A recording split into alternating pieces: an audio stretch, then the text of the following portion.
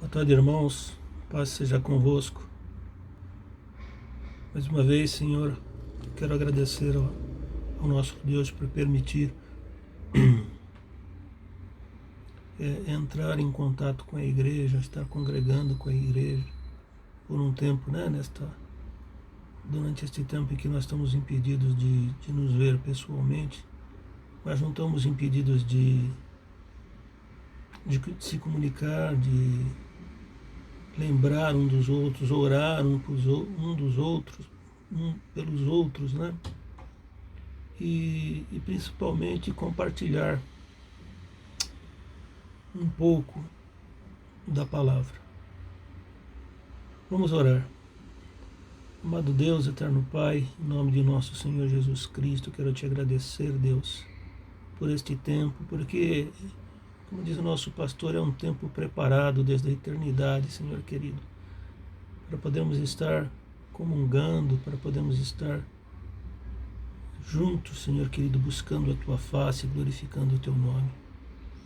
Nós temos muito motivo, Senhor, para te agradecer, Senhor querido. Em tempo especial, eu quero, Senhor, te agradecer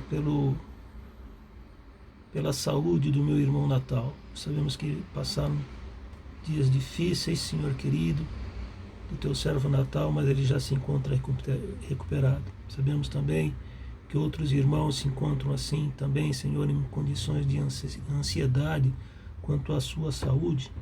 Mas, Senhor, nós cremos que assim como Tu cuidaste do Natal, como Tu o preservaste, Senhor, os demais irmãos serão atendidos pela Tua graça e pela Tua misericórdia. Não pela nossa virtude, não pelo que mereçamos, mas porque Tu és bom, Senhor querido. Então, revela para nós, Pai, o segredo da Tua palavra, para que haja consolo no seio da Tua igreja, que eu te peço e te agradeço em nome de Jesus. Amém. Irmãos, eu ando lembrando nesses tempos, né, de alguma coisa que está na palavra de Deus, que às vezes a gente não se dá conta da importância dela. Eu quero dividir com você o que está lá em Atos dos Apóstolos, no livro de Atos dos Apóstolos, a partir do verso 24, do capítulo 18, até o verso 19,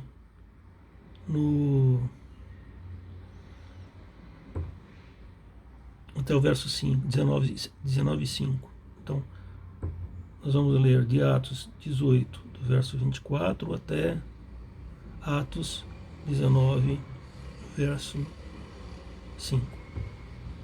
Diz assim a palavra do Senhor. Nesse meio tempo, chegou a Éfeso um judeu natural de Alexandria, chamado Apolo, homem eloquente e poderoso nas Escrituras.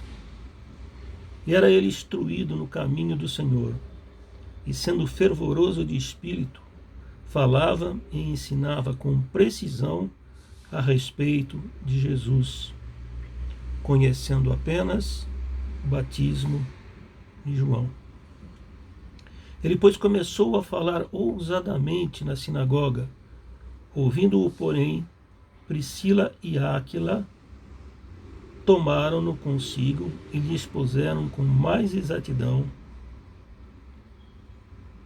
o caminho de Deus. Vamos mudar agora para o capítulo 19, que nós temos uma situação semelhante, porque aqui, no que a gente acabou de ler, a respeito de Áquila, diz que ele era instruído no caminho do Senhor e muito fervoroso no espírito, está lá no capítulo 25, no verso 25, e ensinava com precisão a respeito de Jesus. Então a gente vê que Áquila, que Apolo conhecia Jesus, porém ele conhecia somente o batismo de João.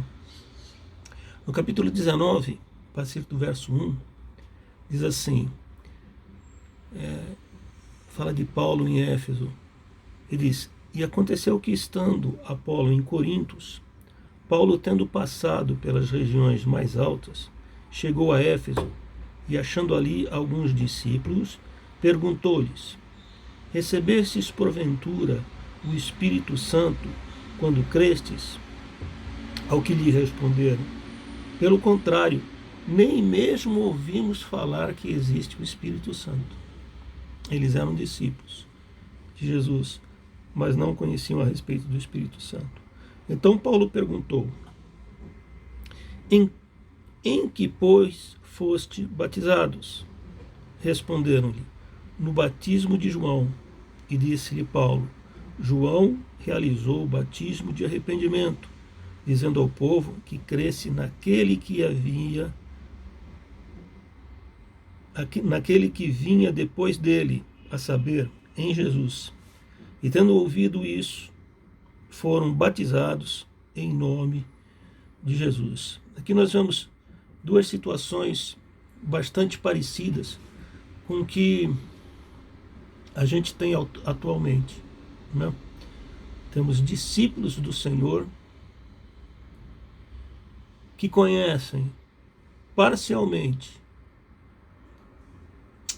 a obra da salvação, o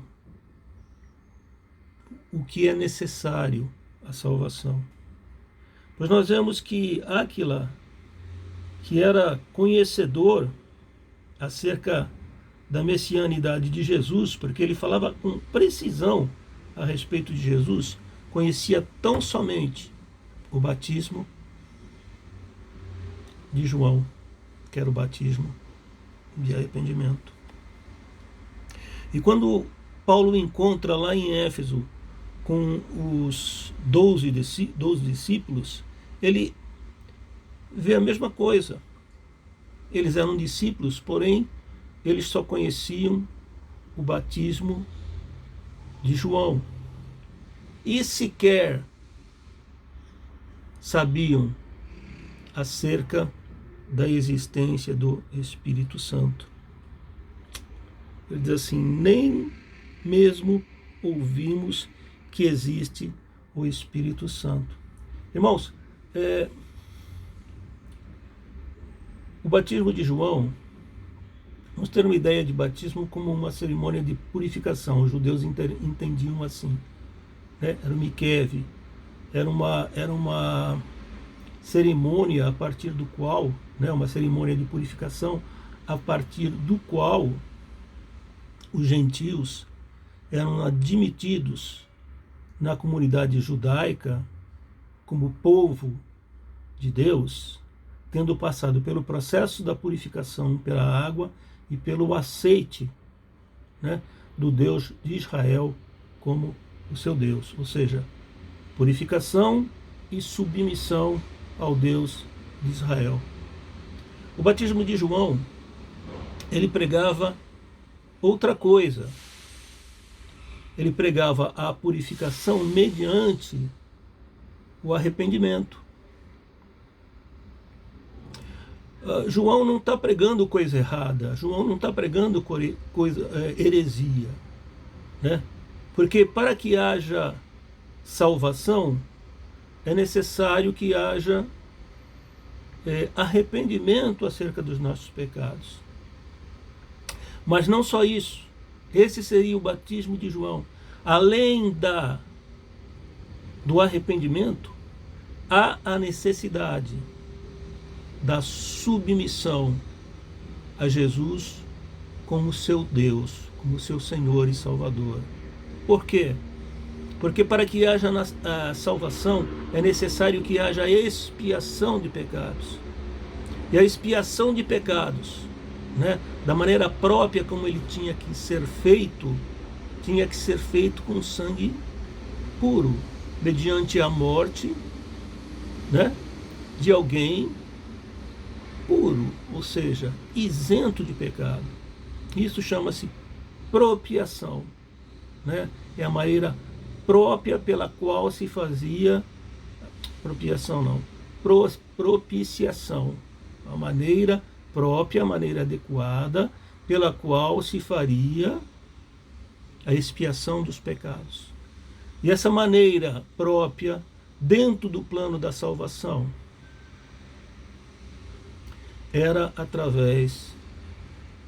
foi através da morte expiatória de Cristo. Porém, para que os efeitos da morte de Cristo viessem sobre a nossa vida, era necessário, né? Está lá em Atos capítulo 2, que nós nos arrependamos dos nossos pecados, e aí nós temos o batismo de João, e que nós tenhamos também submissão ao Pai, ao Filho e ao Espírito Santo, que é o batismo de Jesus, né? Nós que já somos batizados, nós sabemos que quando nós estamos lá na piscina batismal, né? O pastor nos pergunta, torna a nos preocupar, a nos perguntar: Nilson, você aceita receber o Senhor? Você aceita receber o perdão dos seus pecados em nome do Pai, do Filho e do Espírito Santo? Então veja, estes que eram discípulos do Senhor, que pregavam a necessidade do arrependimento dos pecados, e daqueles que, inclusive, eram eloquentes, conhecedores da doutrina, conhecedores da palavra, conhecedores das Escrituras, pregavam a Cristo como Messias, mas não pregavam a necessidade da submissão ao senhorio de Jesus. E diz aqui a palavra que eles não conheciam o Espírito Santo. Ora, irmãos, parte do ministério de salvação que Jesus veio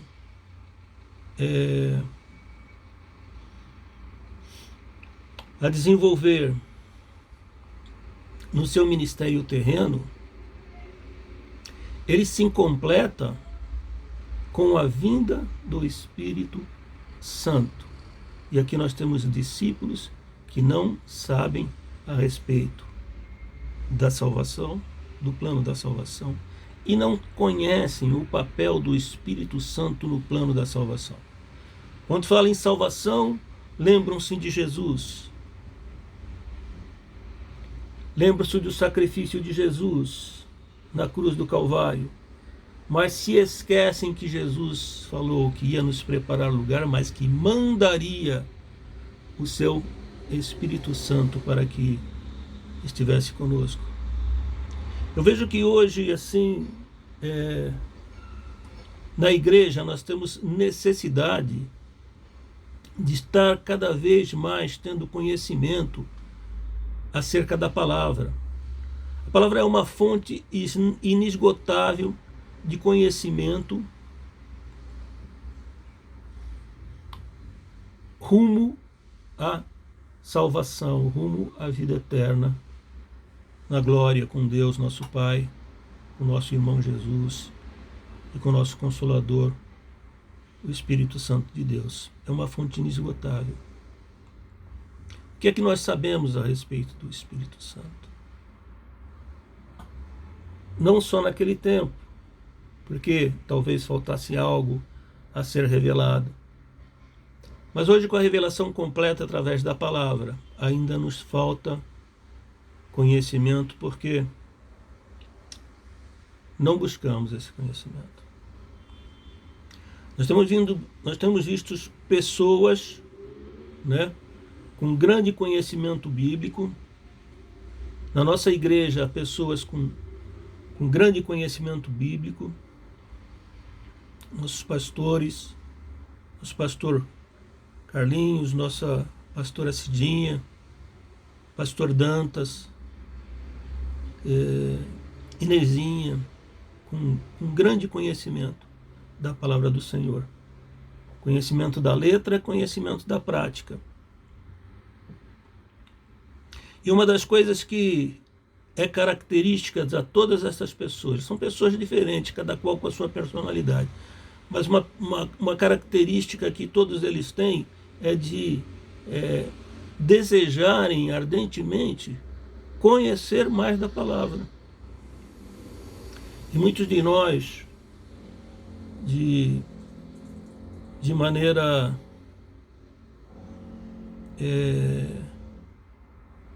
estranha, talvez porque não procuramos, ou porque nos interessamos, ou porque achamos que somos crentes de longo tempo e temos grande conhecimento sobre essas coisas, não buscamos aperfeiçoamento. Apolo tinha grande conhecimento, estes discípulos tinham grande conhecimento também, tiveram como mestre a João, mas desconheciam algo a respeito do Espírito Santo. E como esse desconhecimento, várias outras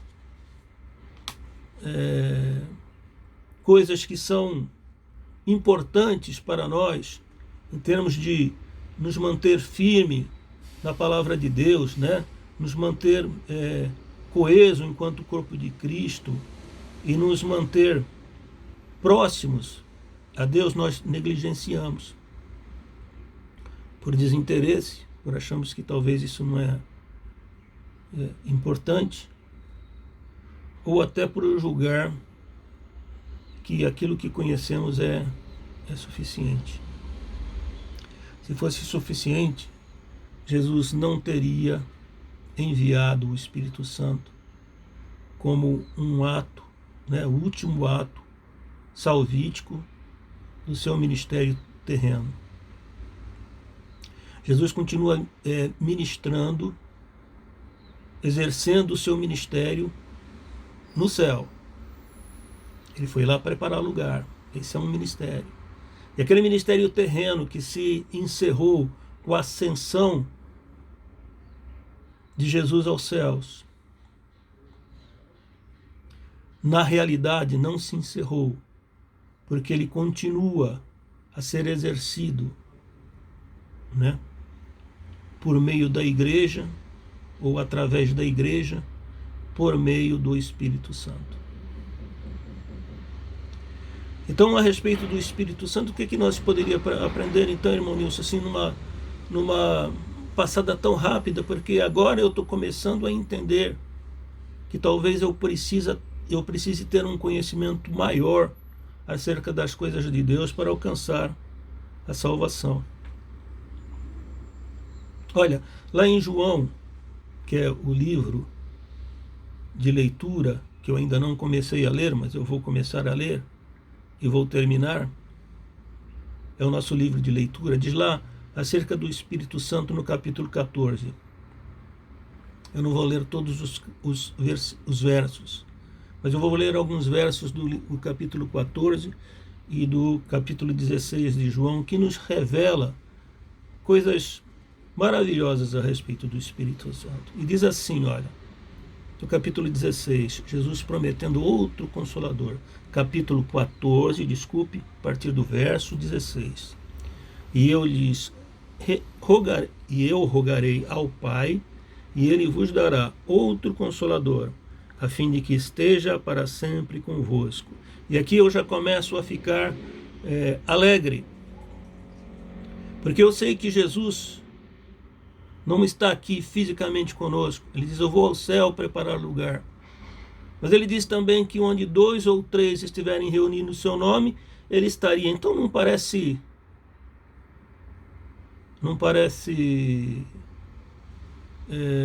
paradoxal ele dizer que está lá, mas que está aqui também?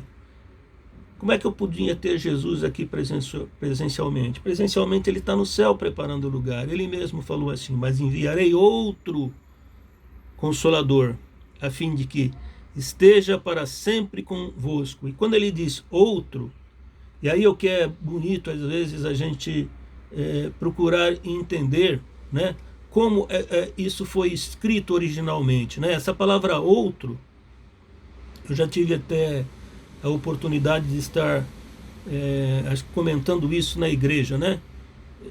Em grego, a língua que foi escrita os evangelhos, em grego, é a palavra allos, A-L-L-O-S, allos.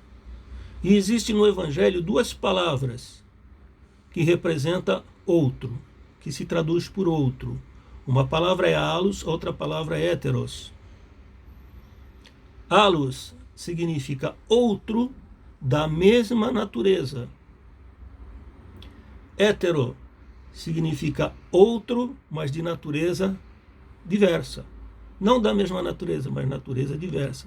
E aqui o Senhor diz assim, que eu rogarei ao Pai e Ele vos dará allos, Consolador, ou seja, outro Consolador da mesma natureza minha,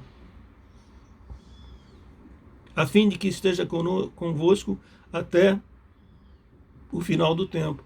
Então, o Espírito Santo, para que a gente possa entender, não é uma força, não é um poder. O Espírito Santo é uma pessoa. E como é essa pessoa? Você conhece Cristo? Você compreende Cristo como uma pessoa? Você entende acerca do seu amor, da sua graça? Pois bem, todos os atributos, todas as qualidades que você conhece de Jesus, você vai encontrar também as mesmas, irmãos, as mesmas, no Espírito Santo, nesta pessoa chamada Espírito Santo, que estará conosco para sempre. Assim, ele veio para estar conosco para sempre. Podemos nos separar do Espírito Santo? Podemos. Podemos entristecer o Espírito Santo? Podemos. A palavra fala que o nosso pecado, por exemplo, faz separação entre nós e o nosso Deus. Então, o nosso pecado faz diferença, faz separação entre nós e o nosso Deus. O plano da salvação veio para nos reconciliar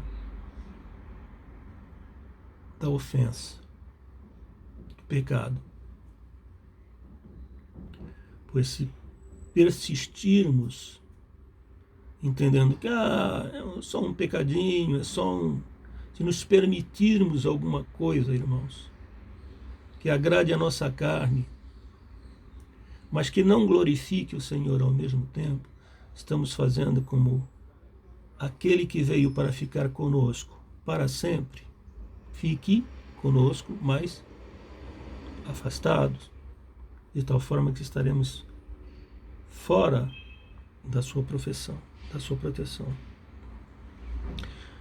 No verso 17, capítulo 14, verso 17, ele fala a respeito deste o Consolador, e ele é dito assim: o Espírito de verdade, que o mundo não pode receber, porque não o vê, nem o conhece. Mas vós o conheceis, porque ele habita conosco e estará em vós. Ele habita conosco porque ele será mandado para estar conosco. Ele é dado para nos dar, para estar conosco. Diz o verso 18: não vos deixareis órfãos, voltareis para vós. Ainda por um pouco o mundo não me verá, mas vós me vereis. Vós, porém, me vereis, porque eu vivo, vós também vivereis. E demais a respeito do Espírito Santo, a respeito do Consolador. Diz assim: mas o Consolador, o Espírito Santo, a quem o Pai enviará em meu nome, está aí no verso 26, em meu nome, esses vos ensinará todas as coisas e vos fará lembrar tudo o que vos tenho dito. Então o Espírito Santo está sendo dado à igreja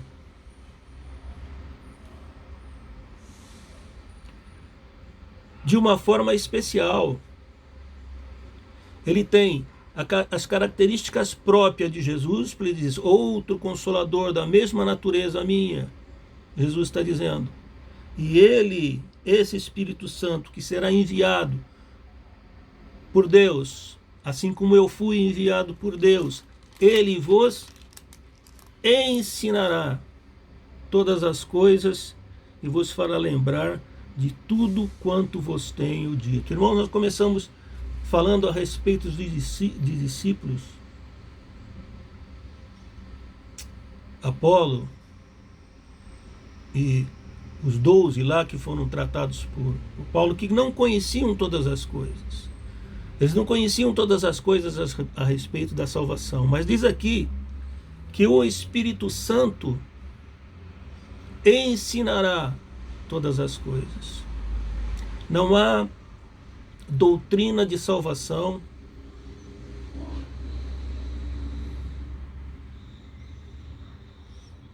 em que não se reconheça a importância do agir do Espírito Santo nas nossas vidas. Ele veio por um motivo especial, ele veio para nos ensinar todas as coisas e nos fará lembrar de tudo quanto Jesus nos havia dito. Os discípulos, Paulo esclareceu acerca da necessidade do Espírito Santo. Apolo foram esclarecidos por Priscila e Áquila, porque não é possível ter o conhecimento total do plano da salvação se a gente não atentar para a obra do Espírito Santo e deixar este Espírito com liberdade para agir na nossa vida. O Espírito Santo vem com uma missão. No capítulo 16, na Bíblia está escrito a missão do Consolador. Depois você pode estar lendo em tudo, capítulo 16 de João. Mas eu quero destacar alguns versos pela exiguidade de tempo que a gente tem. Diz assim: mas eu vos digo a verdade, convém que eu vá, porque se eu não for, o Consolador não virá para vós. Se porém eu for, eu vô-lo enviarei. O Espírito Santo vive conosco, primeiro, porque nós precisamos, para que ele nos ensine todas as coisas e nos faça lembrar de tudo quanto Jesus tinha revelado. É por isso que o Espírito Santo está conosco, porque nós precisamos dele. Jesus preparando o lugar, Espírito Santo conosco para sempre, diz a palavra. Mandado por quem? Mandado por Deus. Eu rogarei ao Pai e ele mandará outro. E depois diz assim que ele mesmo há de nos mandar, né? Eu vô-lo enviarei, está aqui no verso 7. E o verso 8 continua acerca da missão do Espírito Santo. E quando ele for, convencerá o mundo do pecado, da justiça e do juízo. Do pecado porque não crê em mim, não confiar no Senhor, né? Não conhecer o Senhor, não confiar nas coisas que o Senhor nos coloca, desviar o nosso foco do Senhor. É um caminho curto para que pequemos. Diz assim: do pecado porque não crê em mim. Se a gente for buscar o motivo do pecado original, do primeiro, a gente vai ver que havia um desconhecimento de Eva com relação à palavra. Ela diz assim, vou ler rapidinho, aqui você não precisa abrir, capítulo 2 que eu já deixei marcado, que diz assim: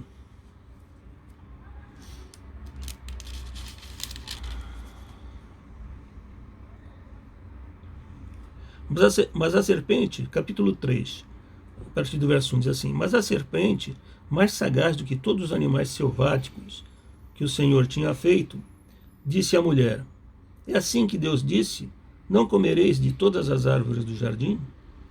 Respondeu-lhe a mulher: do fruto da árvore do jardim podemos comer. Olha o verso 3. Mas do fruto da árvore que está no meio do jardim, disse Deus: dele não comereis, nem tocareis, para que não morrais. Deus falou que não era para comer o fruto,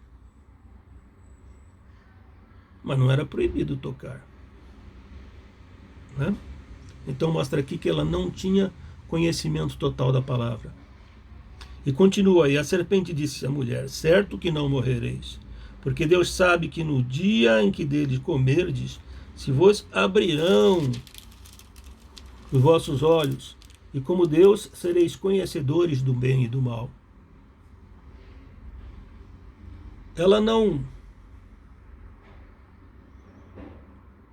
Ela duvidou, né? Quando Satanás diz, certamente não morrereis, ela já começa a pôr em dúvida a palavra de Deus. Porque ela toca, vendo que era bom para comer, tomou, não morreu, e comeu, aí morreu, né? Mas ele desejava ser igual a Deus, desejava ser conhecedora do bem e do mal. Este foi o seu pecado, querer ser igual, ter o igual conhecimento de Deus acerca do bem e acerca do mal, sem saber depois o que iria fazer com este conhecimento, né? Então, é o perigo que nós temos, que nós corremos, por não conhecermos a palavra. Por isso Jesus mandou para nós o Espírito Santo, né? Por isso que Jesus mandou. Porque ele diz assim, olha, quando, o verso 8 do capítulo 16 de João, quando ele vier, convencerá o mundo do pecado, da justiça e do juízo. Do pecado, porque não crê em mim. Da justiça, porque eu vou para o Pai e não me vereis mais. E do juízo, porque o príncipe deste mundo já está julgado. Irmãos, o Espírito Santo nos convence acerca do juízo. Haverá um juízo. Só que esse juízo, ele não foi preparado para nós. O juízo foi preparado para o diabo e para os seus anjos.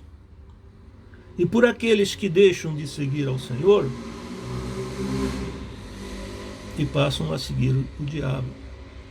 E por aqueles que deixam de querer conhecer o Senhor na intimidade e não se preocupam em que companhia estão andando. Ora, o juízo foi preparado para o diabo, né? Mas esse juízo nos alcança se tivermos atitudes que glorifiquem ao diabo, que justifiquem ao diabo. A nós está destinado a justiça que estava em Cristo, o juízo ao diabo. Mas se nós não soubermos discernir bem as situações, se nós tivermos os nossos ouvidos agravados para não ouvir a voz do Espírito, se nós tivermos a nossa cerviz endurecida, de modo a que não nos curvemos à vontade do Espírito e à vontade do Senhor, o juízo que está destinado ao diabo nos alcança. Diz o verso 12 assim: tenho muito mais a vos dizer, mas vós não podereis suportar agora. Mas, quando vier, porém, o Espírito da verdade, ele vos guiará em toda a verdade. O Espírito é o nosso guia no caminho para a salvação. Por quê? Porque ele nos dirá tudo o que tiver ouvido e vos ensinará as coisas que hão de vir. Ele nos dirá tudo o que tiver ouvido de quem? Aqui então o Espírito Santo ele testifica acerca da obra redentora de Jesus e testifica a respeito de um Deus que amou o mundo de tal maneira que deu o seu Filho unigênito para que todo aquele que nele crê não pereça, mas tenha